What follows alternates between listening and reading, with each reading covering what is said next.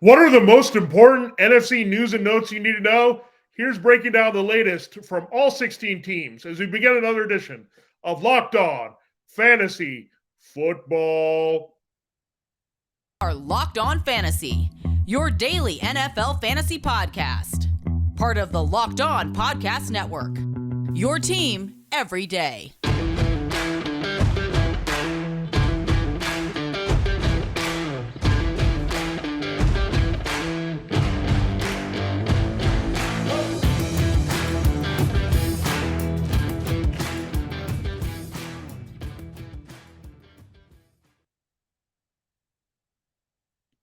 Greetings, everyone, and welcome to another edition of the Locked On Fantasy Football Podcast. As usual, I'm your host, Vinnie Iyer. When I'm not doing this, I'm writing about NFL and fantasy football for sportingnews.com. Come to the site now, check out all the good stuff we have leading you in to the championship games. We have 49ers and Eagles in Philadelphia, followed by Bengals, Chiefs, and Kansas City, all on Sunday to decide who gets the Super Bowl 57. We'll break that game down in depth for you here, really both the games for you at the end of the week here, Thursday and Friday show. We do have to get into, however, more news and notes that we need to catch you up on. We'll go through all 16 NFC teams, including the two teams left in the playoffs, the Eagles and 49ers, to give you the latest updates on the most important goings on here in the early part of the offseason. We'll do that here shortly. We got a lot to cover on the show. Thanks for making Locked On Fantasy Football your first listen today. We're free and available to you on all platforms. Today's episode is brought to you by Ultimate Football GM. Ever dreamed of becoming an NFL GM and managing a football franchise? Then this game is definitely for you. Just download the game by visiting ultimate-gm.com or look it up on the app stores. Our listeners here to Locked On Fantasy Football, you will get a 100% free boost to your franchise when using the promo code Locked On. That's Locked On in all caps while in the game.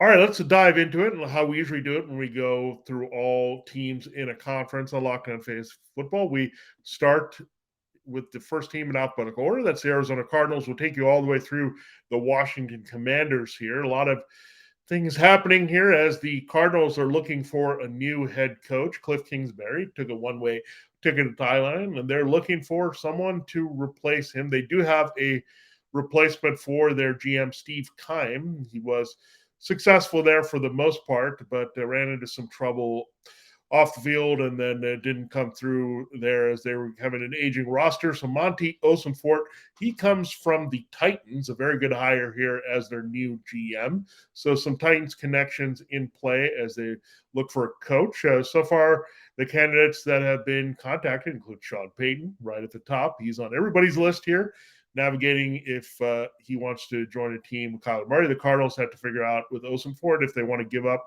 a draft pick there to acquire Peyton, so that's the challenge there. They're waiting for D'Amico Ryans, the 49ers defensive coordinator, as well. He's in the mix. Ejiro Evero, who just ended his stint under Nathaniel Hackett as the Broncos defensive coordinator, formerly of the Rams, he's in the mix.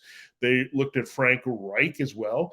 They're interested in Aaron Glenn. Ben Johnson is not in the mix anymore, the other Lions coordinator on offense, so he looks like he's going to stay. We'll have more on that here. And then Dan Quinn is also in the mix. The Cowboys were eliminated in the divisional playoffs. Quinn, there's been a lot of talk about him returning to coaching, and it makes sense to go with an experienced coach who's been to a Super Bowl there with the Falcons, Super Bowl 51, and to go defensive-minded over Cliff Kingsbury. So a lot of things to consider. So that's why it's interesting they have Ryans, Giro Evero, Glenn, and Quinn in the mix, maybe ending up with a defensive-minded coach in Arizona. Again, they've had Vance Joseph, they've had Steve Wilkes. Things have not worked out as well as the Cardinals would have expected here yet. So I think you look at Arizona, would not surprise me. They're just going to go with the best candidate possible and find anyone that can work well with Kyler Murray, whether it's being an offensive-minded coach, a coordinator that Murray can totally trust, and a coach that he sees eye to eye with. So that's a big thing here with Murray being a franchise quarterback and locked into a big deal. Let's go from Arizona to Atlanta. They're replacing their defensive coordinator. So Evero has been in the mix there as Dean Pease officially retired here now. He came back to coach a little bit to help Arthur Smith, the former Titans and Patriots defensive coordinator, but they need to replace him. They might keep some of the same concepts. They could change. They're also looking at the Panthers defensive guy, Al Holcomb, who has been successful. They're also looking at Vic Fangio, another seasoned guy in peace who can get the 3-4 going, and Brian Flores who can run a hybrid defense. So there's a lot of buzz about Flores landing with the Falcons. He got a lot of credit in Pittsburgh for helping Mike Tomlin, Keith Butler, and that defense a lot. We also had Kenny Pickett heap praise on Flores for helping him prepare from the other side of the ball as a rookie quarterback. So figured Falcons might be in the market for a new quarterback here. That could change things up here from Marcus Mariota, or they could look at Desmond Ridder as more of a leader. So Flores would make sense to have his influence on the defense there. So anything can happen to the Falcons. They're sticking with Arthur Smith as head coach, but a lot of things that they need to change offensively and defensively. And it starts with whether or not they keep their scheme on the other side of the ball. Let's stick with the NFC South and go to the Panthers. They're interviewing a variety of head coaches. Sean Payton has been on their list twice here for David Tepper. Will they be willing to make a deal with a division rival to acquire Payton? That's a question. Will Payton want to go there with the uncertain quarterback situation? Sam Darnold and Baker Mayfield, we know, are free agents. Baker Mayfield was gone early, so Baker didn't work out. Darnold, we'll see if they want to keep him. So they already moved on from Baker. They could move on from Darnold. PJ Walker's just to fill in here. Do they want to think Matt Corral could be something? So that's all the things they need to consider here. So those could be detractors for Payton taking that job. So Mike Kafka has been thrown out as a name as well, the Giants' young offensive coordinator from Northwestern and the Chiefs. So that's a name that is being considered. They did look at another young offensive coordinator, Kellen Moore, as well. So the Cowboys were eliminated. The Panthers are interested in him. They looked at Ken Dorsey, who once worked in Carolina, the former Miami Hurricanes quarterback who replaced Brian Dable as the Bills offensive coordinator for Josh Allen. So he's been in the mix. They've also looked at Gerard Mayo, D'Amico Ryans. They've been all over the board. Frank Reich is interested in them. He once coached in Charlotte there in the high school level. So there's all kinds of connections here the Panthers are trying to explore. Really could go in any direction. It's harder for them to pinpoint somebody with Tepper and his fickle nature versus maybe the Cardinals and Broncos and Texans and Colts, maybe zeroing in on candidates here pretty soon once the conference championship round is over. So anything could happen to the Panthers. Again, a lot of change coming in Carolina. Again, the quarterback is going to be tied to the head coach and the coordinator who picks here. So still yet to come how we believe in the Panthers here in 2023 from a fantasy football perspective. Really, for them, it's just DJ Moore we can trust, and maybe some of the backfield with Dante Foreman. The Bears, Justin Fields is the only person that we know for sure is going to be back. David Montgomery is a free agent. Will they move on from Montgomery and just roll with Khalil Herbert in a bigger role and find a younger backup?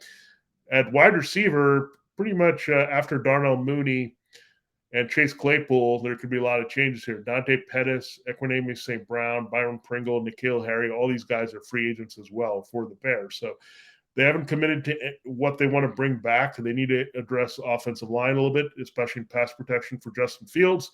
But it's setting up for Mooney and Claypool to be the top receivers next year, along with Cole Kmet at tight end.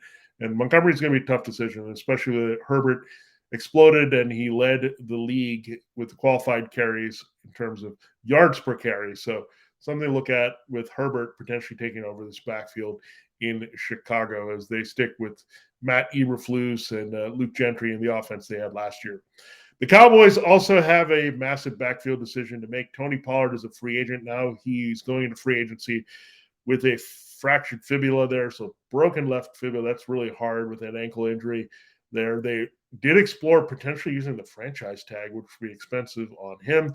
Ezekiel Elliott, they could cut him and save some good cap money, but Elliott has also suggested that he would take a salary decrease if he could stick around and keep the team intact with Pollard and him in the backfield as the 1-2 punch, speed on the outside, quickness, receiving, as well as Elliott's veteran power running. So we'll see if that stays intact. The Cowboys could blow it up. They do have a draft pick late in the first round with which they could go after Bijan Robinson, who I have going in my mock draft out of Texas to the Cowboys. They also have Jahmyr Gibbs that they can consider out of Alabama. So interesting offseason ahead with Pollard and Elliott for the Cowboys following their elimination from the NFC playoffs. All right, that looks at 5 teams. We've got 11 more NFC teams to go through with their latest news and notes that you need to know that are pertaining to fantasy football here, whether they're still in the playoffs here in 2023, those two teams still playing, 49ers, Eagles, or everyone else eliminated the 14 teams. We got you covered here on the show. I told you at the top that today's episode of Locked On Fantasy Football is brought to you by Ultimate Football GM. It's the great game that you can play here on your phone. You've heard me talk about this mobile game app, and I can't tell you how much fun I had competing against Locked On NFL hosts. Just so much good stuff there to build your roster. Chris Carter of Locked On Steelers, he ended up winning here, so it's exciting. He just figured out this game and dominated. Well, now you can try to do that against your competition as well. Ever dreamed of becoming an NFL GM and managing a football franchise where your dream can come true? This game is definitely for you. You'll manage every strategic aspect of your team, play through seasons, lead your team to glory, try to build a dynasty. With Ultimate Football GM, you're responsible for controlling the destiny of your franchise by hiring the right coaches and coordinators, which a lot of teams are trying to do right now in the real NFL, training players, navigating your franchise through free agency and draft, which are coming up, and all the ups and downs of a regular season. Really, it's a lot of fun to play. It can be addicting as you try to build your lineup, but it's a good way. It's something that you really works your mind and lives out how you want to be a GM, how you would do it with this game. It's all this in a challenging, realistic game world. Ultimate Football GM is completely free and playable offline. You can play on the go as you want to, when you want to, and you want to play this often. Trust me, Ultimate Football GM always got to tinker with their team to make sure you're staying one step ahead of your competition. That's best of all, that you can challenge your friends and go after it. You also can go to the Locked On League to compete against Locked On fans all over the world. Can you be the ultimate Locked On Football GM? Choose the Locked On League in the app to join, and you can try to create your own football dynasty there. Locked On Fantasy Football listeners can get a 100% free boost to their franchise when using the promo code Locked On in all caps. So it's Locked On in all caps.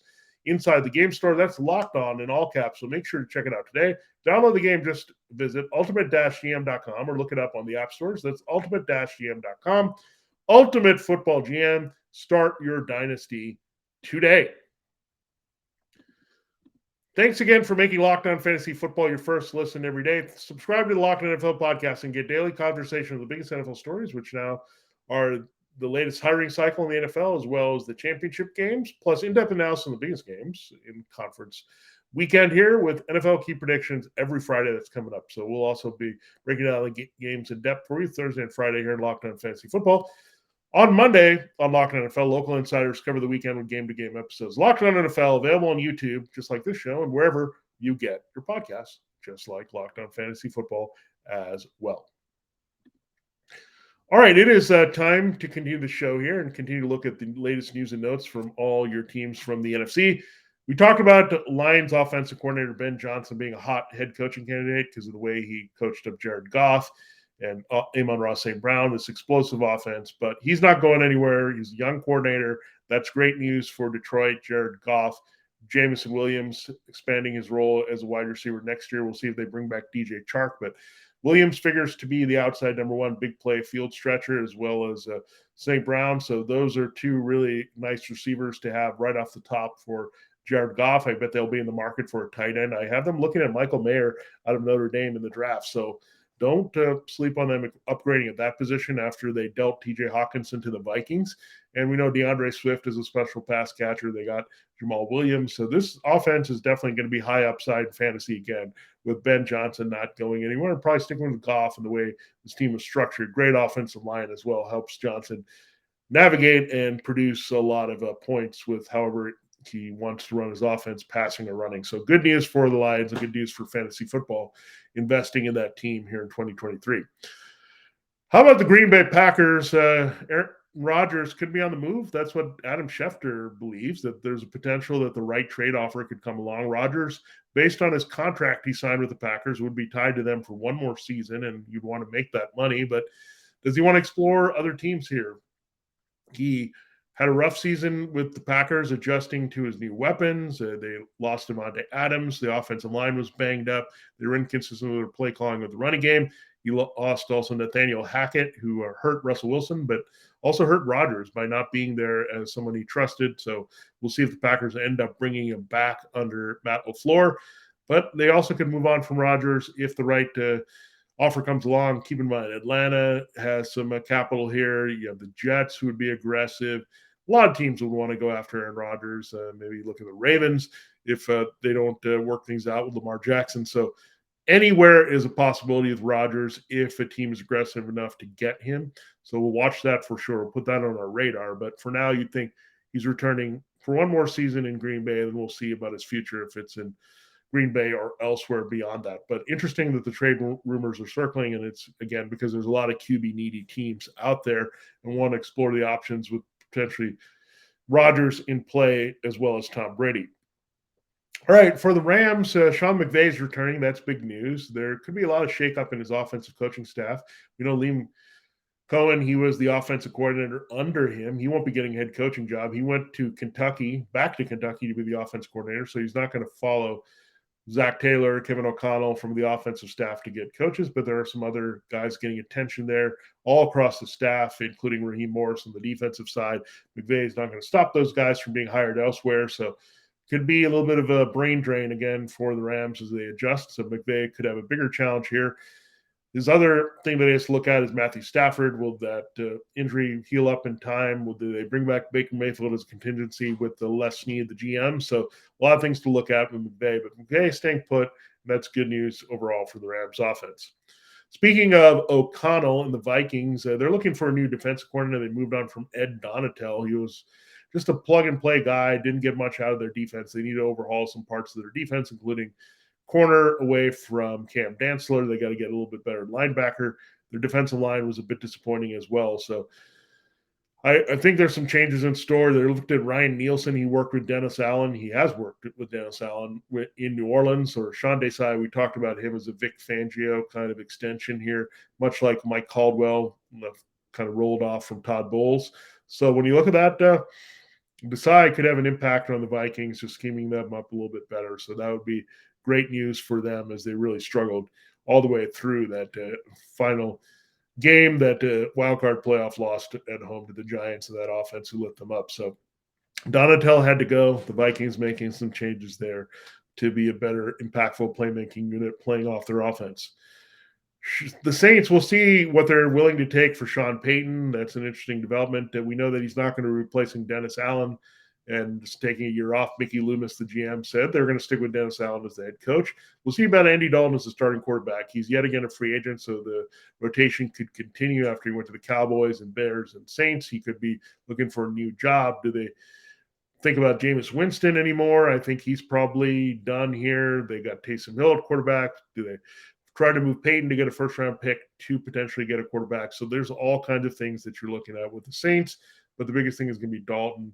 I think Mark Ingram is pretty much done here. So do they trust in Alvin Kamara going forward? Do they have to blow up more parts of their offense? But when you look at Chris Olave, he needs some help. Jarvis Landry, Marcus Callaway are some free agents, so it would not surprise me also if the Saints went all in with their passing game, got another receiver in the draft, if they got the Peyton pick and found their quarterback outside of Dalton here in 2023. The Giants have a ton of free agent questions here. This is the last team we'll tackle in the segment. Saquon Barkley is a free agent. Daniel Jones is a free agent. Behind Barkley, Matt Breida is also unsigned. In the receiving core, looks like Isaiah Hodgins could have played himself into a role in the roster. That's because Darius Slayton, Richie James, and Sterling Shepard all free agents. So it's just a determination here. Wan'Dale Robinson, if he's healthy, I think he could take over for James in the slot. You got to look at also Hodgins being a key factor here. But definitely they're going to blow up some of this. You know they're going to move on from Kenny Golladay as well in a key role after moving Kadarius Toney to the Chiefs during the season. So you look Giants receiving core, I'd be shocked if the Giants don't make wide receiver high priority, and really the best values in the draft. When you look at Keyshawn Booth of LSU, you got Quentin Johnston of TCU, Jackson Smith and Nick Jigba from Ohio State, Jordan Addison of USC. A lot of options there. And one of those should fall in the first round to the Giants to help that. They all expect Saquon Barkley back. They made an offer to him before for an extension. So they should keep Barkley. They should keep Jones, but they'll blow up wide receiver and try to get a little bit more help to complement those guys and really support Jones better in 2023. Jones, probably reasonable contract in the 25 to 30 million range, probably a shorter contract. While Barkley, they'll probably look to lock up for reasonable value at running back going forward, given his veteran status and coming back and having a healthy, very productive season in 2022. All right, there's a look at 6 more teams. We have to cover 5 more. We have Eagles, 49ers, the 2 teams playing in the conference championship, as well as Seahawks, Buccaneers, and Commanders. The Bucs, of course, have a big question about quarterback. We'll get into that in our final segment here in Locked On Fantasy Football. The NFL playoffs are here still, and we have 3 more massive games here, and it's a great time then to get into the action on FanDuel. We're really excited about FanDuel being our sports betting partner for Locked On because they're the number 1 sports book in America. And if you're new to FanDuel, that's even better. They have so many great features that make betting on sports fun and easy. New customers, you can join today to get started with $150 in free bets guaranteed when you place your first $5 bet at FanDuel. Just sign up at FanDuel.com/lockedon. FanDuel has all your favorite bets from the money line to point spreads to player props. Plus, you can even combine your bets for a chance at an even bigger payout with the same game parlay. Really, we like this week early. I think the leans go to the Bengals and 49ers in these championship games. We'll break that down for you in depth on Thursday, as well as look at some FanDuel DFS there for you on Friday as well. So we'll look at the betting, fantasy, all that good stuff. But we're really happy, Locked On Fantasy Football, that we're attached here with FanDuel. With FanDuel, you'll get an app that's safe, secure, and super easy to use. So football fans, don't miss out. Place your first $5 bet to get $150 in free bets, win or lose, at FanDuel.com/lockedon. Make every moment more with FanDuel, the official sportsbook partner of the NFL. All right, time to close the show with our last few news and notes from the NFC teams. We'll go with the Philadelphia Eagles. Once their playoff run is done, whether it's the divisional, well, after the divisional here in the conference round or after Super Bowl 57, they got to think about what's going to happen at running back. Kenneth Gainwell has looked rather good in the playoffs. We have the explosive burst playing closer for them against the Giants. Miles Sanders and Boston Scott are free agents, so that could open up Gainwell to have a more regular feature type role. I think the Eagles are a smart team with Howie Roseman, a GM, that they want to keep the window intact. They can't spend too much money at running back. I think they would like Sanders back at a reasonable price, but I would expect Scott is gone with Gainwell being a factor here. So things to watch out for the Eagles, but otherwise rather healthy going into this game against the 49ers. Speaking of the 49ers, they do have a little bit of an injury concern. Christian McCaffrey admitted that he played through a calf condition late against the Cowboys. That's why you saw some Elijah Mitchell, a little bit more of him in closing time. McCaffrey did play late, but they were managing his reps a little bit. He did, in the end, score a key touchdown, but he wasn't all that effective rushing or receiving in terms of yardage. So we want to watch that with McCaffrey. But he should be closer to full strength here as they play Philadelphia. They did get the time here to get really settled for this game. So McCaffrey should be close to full strength here, and Elijah Mitchell maybe be getting a few more touches, but I don't think that's going to diminish the potential effectiveness of the 49ers running game in that matchup against the Eagles, because the Eagles' biggest weakness defensively, really maybe one of their few weaknesses, is against the run, and as well as working things inside. So that should mean more good news for the strength of the 49ers there with their running and passing games in the NFC Championship game. The Seahawks are going to try to get the NFC Championship game. They did make the playoffs here, did lose in the wild card round to the 49ers, but Pete Carroll did a masterful job, as well as their offense coordinator, Shane Waldron. Now, the thought is to bring back Geno Smith at quarterback after his little breakout late career season. He's going to be the NFL Comeback Player of the Year because coming back from the adversity of not starting and being a backup. We'll see, though. They could also be really thinking about a rookie quarterback. They're tempted with number 5, number 20 overall.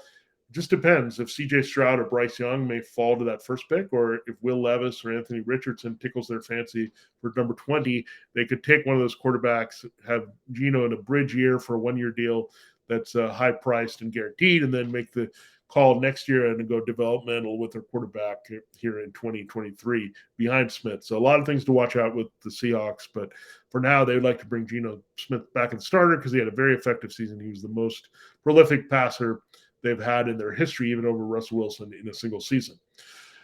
The Buccaneers, this is very similar to the Ravens situation we broke down for you yesterday. They fire their offense coordinator, Byron Leftwich. We don't know if that is good for Tom Brady or bad. I would say it's bad in terms of Brady playing for Tampa next year as a Buccaneer. The way he approached reporters there with his comments, it was sounded like a real farewell from the team, at least. I don't know if it's a farewell from the NFL and retiring, but the Raiders are looming there. Tom Brady did go on his Let's Go podcast there with Larry Fitzgerald and Jim Gray to say that he has not made a decision. He said that in NSFW language, but he's not ready to make the decision. He's going to take his time. We don't know what he's thinking here, but to me, I think the Bucs are the thing that's definitely out. I think a return there, don't think about it, because he's a free agent. He's going to go to a situation where he thinks he can win a Super Bowl. Otherwise, I think he just hangs it up and says, okay, I'm done. I made a good run with the Bucs, and it's finished here. But the Raiders definitely are the team that you bold, underline, circle. That's the targeted team here. They're going to have a quarterback opening. They're going to try to move Derek Carr as soon as they can in a trade. They're not going to go with Jared Stidham. They're going to go with Brady, who started over Stidham for Josh McDaniels in New England. You also have Dave Ziegler, a Patriots-tied GM, much the way that Jason Light was in Tampa. You also have the Raiders playing the Super Bowl at home. They've got upside. It's a challenge of a division that has some very good quarterbacks, with the Justin Herbert for the Chargers and Patrick Mahomes and the Chiefs playing in the championship game. So big challenge for Brady, big situation that he could really fit well under McDaniels there in that familiar offense. The reunion could definitely happen. You would inherit some great weapons, Devontae Adams and Hunter Renfrow and Darren Waller, and as well as Josh Jacobs, maybe potentially coming back on the deal. Maybe you'll have an offensive line revamping, just like the Bucs did in drafting Tristan Wirfs. They also upgraded their defense, the Bucs did, to get the right piece in place. I think the Bucs were a little further along defensively. The Raiders do have one great player, Max Crosby, but they got to rebuild a little bit more there on the offensive line to really become an appealing team that can actually contend for a Super Bowl and win it in Super Bowl 58 for the Raiders there as they prepare to host the Super Bowl in Las Vegas. So a lot of things to watch out with the Buccaneers, but definitely looking at the Raiders, seeing what they can do with Carr and Jacobs, and then the Raiders potentially making a run at Brady if he gets a free agency, and that would be the expectation for everyone this season. And finally, we're looking at the Washington Commanders. So we know their offense coordinator, Scott Turner, won't be back. He was attached to Ron Rivera from the Norv Turner connection from Carolina, but just didn't produce enough offense here. Really struggled, especially with the quarterbacks. Now, you look at Martin Mayhew, the GM, he's saying that Carson Wentz are not committed. That means he's not coming back. They can easily get out of Wentz's contract with a big cap savings and no real cap hit or dead money there. So Wentz is definitely going to be gone. Taylor Heineke is a free agent. So right now, that would leave Sam Howell as the starting quarterback. And how do offensive coordinator candidates feel about that? The options are Pat Shurmur. You know, he was with the Giants. Now he's with the Broncos. That West Coast style of get rid of the ball quickly, short drops, and spread the ball around. There, you're also looking inside with the Ken Zampese as a assistant elevated there, so a little bit more West Coast concepts there. And they're also looking at Charles London. He was the quarterback's coach, not with Drake London, but with Marcus Mariota and Desmond Ridder in Atlanta. So they're looking at different styles of offense here, but what's telling me is a lot of run heaviness here with this offense, setting it up, being a little bit more kind of short and intermediate passing game than the big play dependent to Terry McLaurin, Jahan Dotson. So a little bit more methodical, use the tight end a little bit more, use 11 personnel a little bit better with the intermediate routes in the slot, and run the ball really effectively with Brian Robinson Jr. Probably returning for sure, but they could definitely move on from Antonio Gibson in the offseason as well. There you have it. There's a breakdown of the latest NFC news and notes you need to know from around the league here that have something that you need to think about for fantasy football in 2023. We'll be talking about these teams a lot as we continue advanced scouting mode all throughout the offseason on Locked On Fantasy Football. Thanks for making Locked On Fantasy Football your first listen today. For your second listen, check out the Locked On NFL podcast, bringing the local insights you love to the national spotlight with daily conversation with the biggest NFL stories. Locked On NFL, available on YouTube and wherever you get your podcasts. For Locked On Fantasy Football, for this show on a Wednesday with our look at the NFC news and notes, this is Vinnie Iyer. Have a great day, and we'll check you out tomorrow as we start breaking down the two championship games on Sunday, 49ers, Eagles, and Bengals, Chiefs.